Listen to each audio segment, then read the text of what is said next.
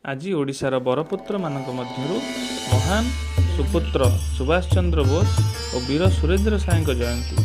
ସୁଭାଷ ଚନ୍ଦ୍ର ବୋଷ ନେତାଜୀ ସୁଭାଷ ଚନ୍ଦ୍ର ବୋଷ ନାମରେ ପରିଚିତ।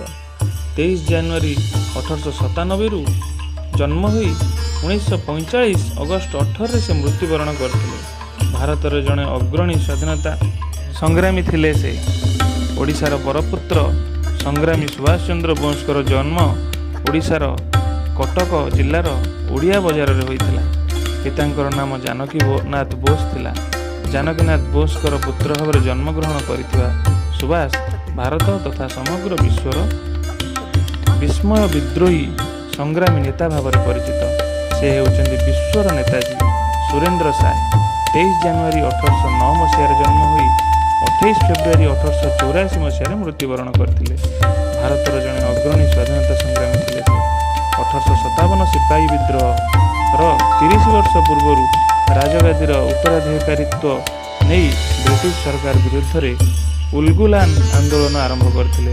ତାଙ୍କ ଜୀବନର ମୋଟ 57 ବର୍ଷ ମଧ୍ୟରୁ 36 ବର୍ଷ କାଳ ସେ କାରାଗାରରେ କଟିଥିଲେ। ଏହି ସ୍ୱାଧୀନତା ସଂଗ୍ରାମୀଙ୍କ ଜେଲରେ ରହିବା ସମୟ ତୁଳନାରେ ସର୍ବାଧିକ ଅଧିକ ଥିଲା। 1827ରୁ 1864 ମସିହା ଜାନୁଆରୀ 23 ତାରିଖ ପର୍ଯ୍ୟନ୍ତ ବିଦ୍ରୋହର ବହ୍ନିକୁ ପ୍ରଜ୍ୱଳିତ କରି ରଖିଥିଲେ।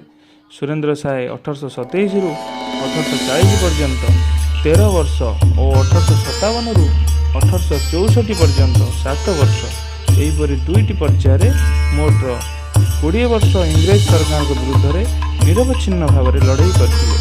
ପ୍ରଥମ ପର୍ଯ୍ୟାୟରେ ଇଂରେଜମାନଙ୍କ ବିରୁଦ୍ଧରେ ତାଙ୍କର ସଂଗ୍ରାମ 1827ରୁ 1840 ମସିହା ପର୍ଯ୍ୟନ୍ତ ବିକ୍ଷିପ୍ତ ହୋଇ ରହିଥିଲା, କିନ୍ତୁ ଦ୍ୱିତୀୟ ପର୍ଯ୍ୟାୟରେ ଏହା ଅଧିକ ସୁସଂଗଠିତ, ସୁସଂହତ ତଥା ବୀରତ୍ୱପୂର୍ଣ୍ଣ ଥିଲା।